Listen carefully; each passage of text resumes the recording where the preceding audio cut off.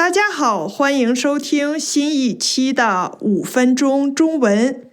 5分钟中文是一档每周末更新的中文播客，用地道的中文聊学习和生活中有意思的话题。如果你喜欢这个节目，请帮我订阅、分享和转发，让更多人能从这个节目中受益。具体的链接请参见播客描述栏。那今天我想跟大家聊一个有趣的话题，那就是中文有敬语吗？最近我正好在学习日语的敬语。日语中与辈分高、地位高的人打交道时，通常需要使用敬语。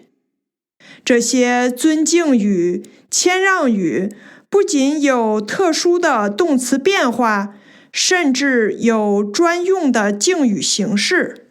因此，我也和老师讨论了中文是否有敬语。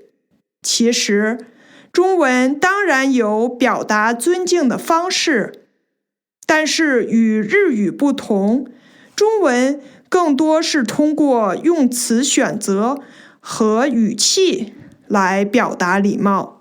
中文最常见的敬语是尊敬的人称代词，就是您。比起你，您显得更正式，通常用于长辈、上级或者正式场合，比如您好比你好更正式、更有礼貌。初次见面时，我们也会使用您来表达尊重。在工作面试、客户交流等正式场合，这个词也很常用。另外，在称呼方面，中文也有很多尊敬的用法。例如，正式场合，我们会称呼别人为先生、女士或小姐。在学校和职场中，会根据职业或职位称呼他人，比如老师、医生、教授、经理、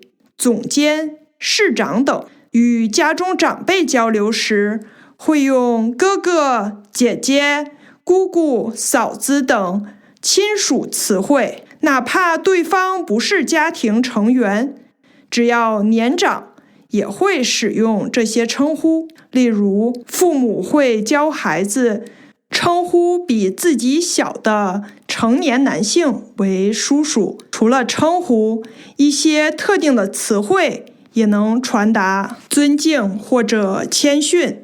例如，用贵来称呼与对方相关的事物，比如问别人姓名时说您贵姓，比你姓什么更为尊敬。在正式的商务场合，也常用贵公司代替你们公司。此外，像拜字构成的谦逊语也是表达尊敬的一种方式。我们会说拜读了您的书，来表示对作家的尊敬，而不是说我看了你的书。同样，对于地位比自己高的人，表达去他们家或公司时，一般不会说我去看你，而是说我去拜访你。另外，中文有像在下这样的自谦自称，字面上的意思是在你下面，比你低，通过放低自己，抬高对方，也是谦逊的表现。除了更换词汇，还有一些尊敬的表达方式。例如，在餐馆，服务员会说您还要用点什么，来询问客人是否需要额外点菜，比你还要吃别的吗更为礼貌。再比如，请您稍后，比请等一下更为尊敬。想表达尊敬，语气和表达方式也很重要。与长辈交流时，要带有尊敬的心态，用恭敬、温和的语调，不要说得太快。表达拒绝时，也要避免直接否定，而是使用更加委婉的方式表达自己的想法，这也是尊敬的一部分。总结来说，中文中的敬语更依赖于词汇、表达方式和语气。中文在表达礼貌时更加自然、随和。您的语言中有敬语吗？如何根据不同的人和场合表达尊敬和礼貌呢？您觉得中文的敬语好学吗？